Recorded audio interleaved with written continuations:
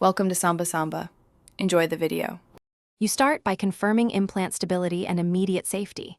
Use a gentle torque check and review radiographs if possible.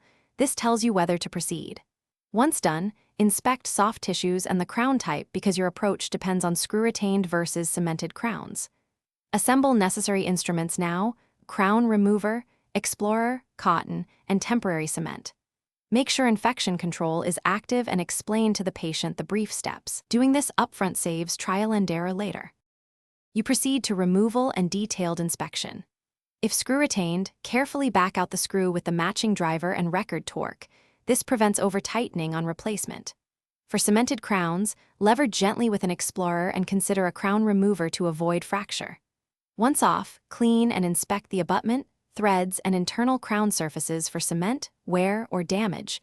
Understanding the failure mode, seating problem, cement washout, or fracture guides the repair.